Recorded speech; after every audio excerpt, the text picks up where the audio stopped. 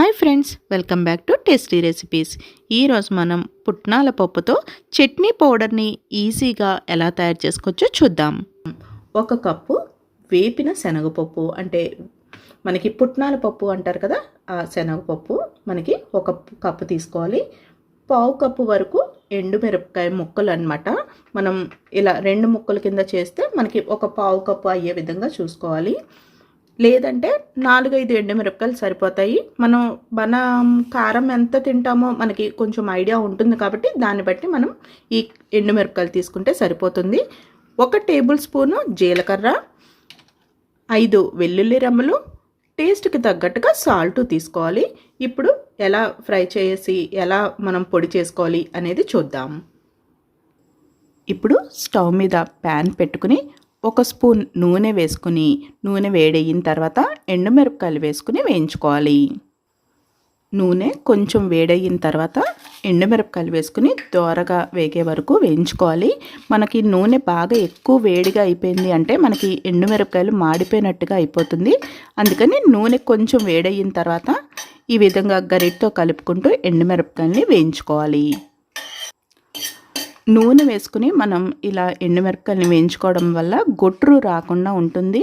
ఒకవేళ మనకి నూనె వద్దు అనుకుంటే నూనె లేకుండా కూడా వేయించుకోవచ్చు. నూనె వేసుకుంటే మనకి తిన్నప్పుడు కొంచెం గొట్రు, అంటే గొంతులోకి మనకి పౌడర్ పడినప్పుడు కొంచెం ఇబ్బందిగా అనిపించకుండా ఉంటుంది. ఒకవేళ నూనె వద్దు అనుకుంటే నూనె స్కిప్ చేసుకుని మనం ఈ డ్రై రోస్ట్ లాగా కూడా వేయించుకోవచ్చు. చూసారు కదా, ఎండుమిరపకాయలు ఈ విధంగా కొంచెం కలర్ చేంజ్ అయ్యి వేగినాయి కదా. ఇప్పుడు జీలకర్ర వేసుకుందాం. ఎండుమిరపకాయలు మనం ఇలా కలర్ కొంచెం చేంజ్ అయిన తర్వాత వేసుకోవడం వల్ల మనకి ఈ జీలకర్ర మాడిపోకుండా ఉంటుంది. మనం ముందే వేసేసుకున్నాం అనుకోండి, జీలకర్ర త్వరగా వేగిపోతుంది కదా, అప్పుడు మనకి ఎండుమిరపకాయలు వేగే లోపు మనకి ఈ జీలకర్ర మాడిపోతుంది. అందుకని ఎండుమిరపకాయలు కొంచెం కలర్ చేంజ్ అయ్యాక అప్పుడు మనం ఈ జీలకర్ర వేసుకోవాలి. జీలకర్ర వేగిపోయిన తర్వాత స్టవ్ ఆఫ్ చేసేసుకుని చల్లారనివ్వాలి. ఇప్పుడు మిక్సీ జార్లోకి మనం 1 కప్పు పుట్నాల పప్పు, అంటే శనగపప్పు, వేపిన శనగపప్పు అంటారు కదా, చట్నీకి చేసుకుంటాం, ఆ పప్పుని తీసుకోవాలి. దాంట్లోకి రుచికి సరిపడా ఉప్పు, ఇంకా వెల్లుల్లి రెమ్మలు వేసుకోవాలి. మనకి ఉప్పు కొంచెం తక్కువగా వేసుకుని గ్రైండ్ చేసుకోండి. ఒకవేళ మనకి ఉప్పు తక్కువైంది అనుకుంటే మళ్ళీ యాడ్ చేసుకోవచ్చు కదా. మళ్ళీ ఎక్కువైందంటే మనం చేంజ్ చేయడం అవ్వదు కాబట్టి వీలైనంత వరకు మన టేస్ట్కి తగ్గట్టుగా వేసుకుంటాము. కానీ కొంచెం తక్కువగా వేసుకుంటే మనకి ఎక్కువ అయ్యే ఛాన్స్ ఉండదు కదా, అందుకని. ఇంకా వేపుకున్న ఎండుమిరపకాయలు, జీలకర్ర కూడా వేసేసుకోవాలి.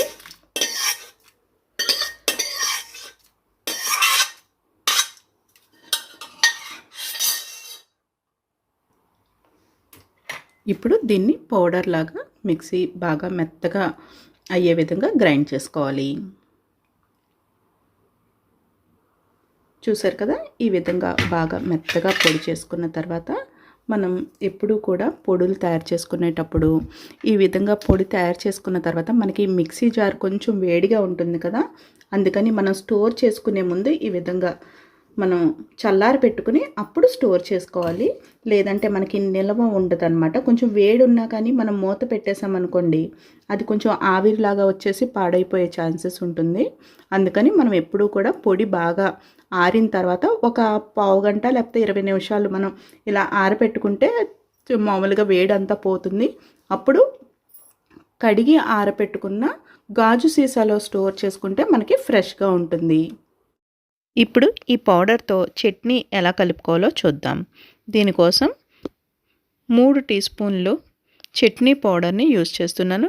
ఎక్కువ కావాలి అనుకుంటే కొంచెం పౌడర్ ఎక్కువ తీసుకోవచ్చు. దీనిలోకి కొంచెం నిమ్మరసం కలుపుకున్న వాటర్ని, ఇది మామూలు వాటర్ కాదు, నిమ్మరసం కలిపిన వాటర్ని దీంట్లో మిక్స్ చేసుకోవాలి. నిమ్మరసం ఎందుకంటే మనకి పులుపు కావాలి కాబట్టి నిమ్మరసం వేస్తాము. నిమ్మరసం డైరెక్ట్గా కాకుండా ఇలా వాటర్లో కలుపుకుంటే మనకి బాగా త్వరగా మిక్స్ అవుతుంది. మనం ఎప్పుడూ కూడా ఇలాంటి పౌడర్స్ అనేవి కొంచెం త్వరగా అయిపోవాలని చేసుకుంటాం కాబట్టి నిమ్మరసం కూడా కలుపుకునేటప్పుడు వాటర్లో కలుపుకుని మిక్స్ చేసుకుంటే బాగుంటుంది. ఈ విధంగా బాగా మిక్స్ చేసుకున్న తర్వాత పోపు వేసుకోవాలి. ఆవాలు, జీలకర్ర, ఎండుమిర్చి, కరివేపాకు వేసుకుని పోపు వేసుకుని మిక్స్ చేసుకుంటే మనకి చట్నీ రెడీ అయిపోతుంది. చూశారు కదండి చట్నీ పౌడర్ తయారీ విధానం. మరొక వీడియోతో మళ్ళీ కలుద్దాం.